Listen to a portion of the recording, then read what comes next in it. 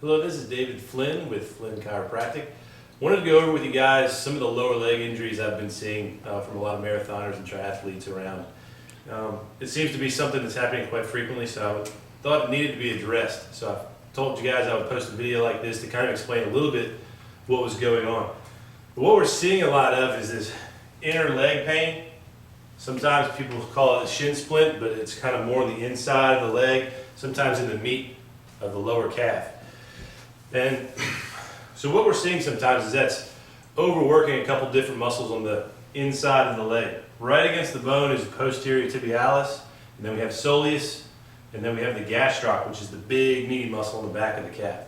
So some of those deeper muscles, the tibialis posterior and the soleus, are really responsible for a lot of your foot moving forward through your gait as you're running. And some people may be irritating that a little bit too much, especially if you're trying to switch running stances and run and land more mid-foot or in the ball of your foot. But either way, people sometimes that land on their heel also get this problem as well. So what it is, it's a overall tightness of that muscle. Muscles are supposed to be springs, not ropes, especially when you run. You want to hit the ground and these muscles spring you forward.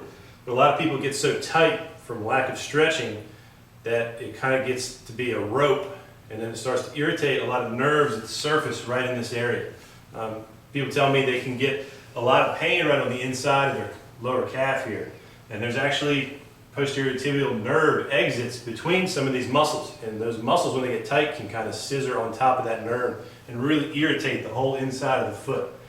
Even further down on the bottom of the foot is the plantar fascia, which some people have told me they're having some problems with. That's the same nerve that innervates the bottom of the foot and may be causing a lot of plantar fasciitis pain. So this whole area on the inside of the calf, down in the foot, is really important for runners. Now the way we kind of treat this is we have to stretch it out. A lot of people think because they're running they don't have to stretch, or after they're finished they don't have time.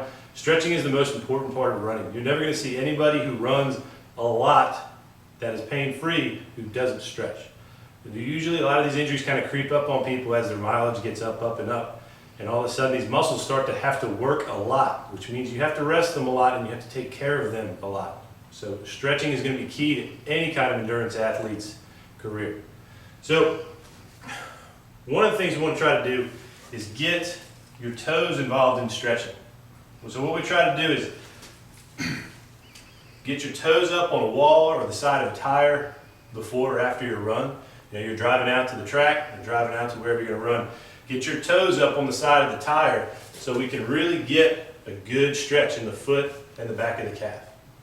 Okay, now some people don't have a lot of flexibility there anyway, and that's where some of the massage and different techniques to just really flush that area out come in handy. A lot of these professionals, you see how many races they run a year. Read their books, they have massage therapists, physical therapists, chiropractors, they have stretching programs, they have strengthening programs, all for a reason, to prevent injury and to keep their performance up. So getting somebody in to kind of really dig out all these muscles, you know, I mentioned 3 or 4 of them, we want to separate them out and make sure they're gliding and they're staying like springs. If you can take your thumb and dig in on the inside there and you can feel a lot of pain, that muscle is not doing well.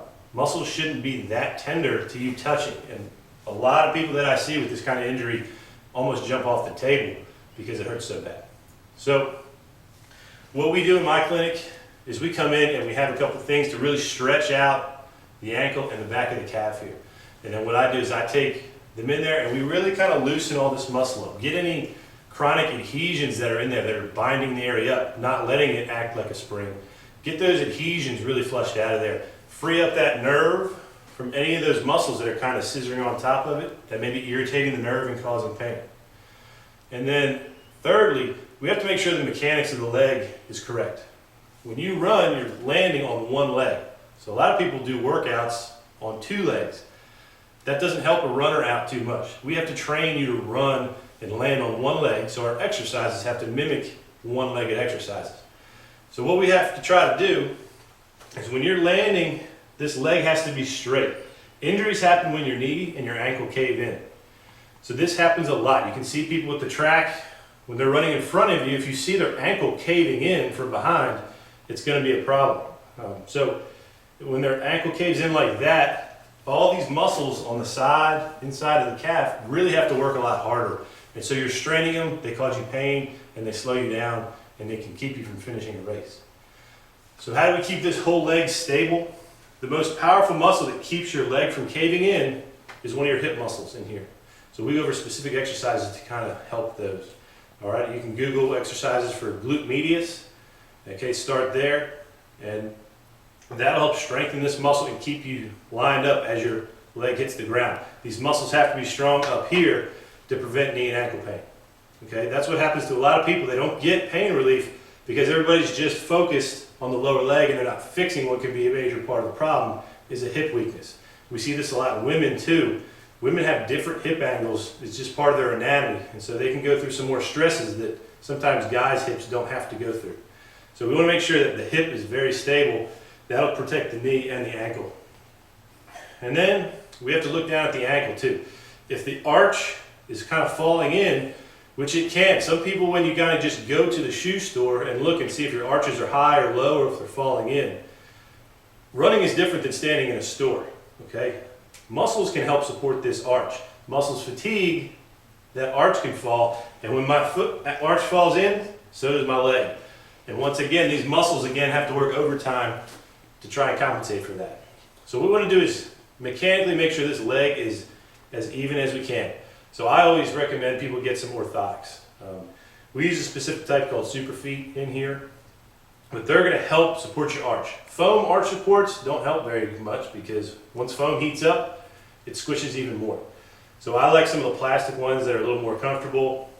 So we use those so that when your foot hits the ground, you have an arch support that's a good foundation. And again, that's even if you look like you have neutral arches or good arches when you're in the shoe store. So we have a good orthotic in there to help keep the ankle straight. And then we're working on loosening up these muscles on the inside of the calf with some massage, with some stretching before and after running. And then we're looking at stabilizing the hip because this is what is going to control everything. Okay? A lot of you guys asked about plantar fasciitis and some IT band pain. Some of these things are going to help some of those conditions as well. Okay? A lot of these running conditions are overuse problems. So we have to find out why muscle is working too much or why one may be working too little. So if you have any problems with this type of stuff and you're kind of in a rut, you're not getting anywhere, definitely give our office a call. We treat this kind of stuff all the time. Happy to help you out and give you any pointers that you may need to kind of get through your next race. Any questions, just let us know. Our website is www.easttexaspainrelief.com, and I hope to see you guys outside.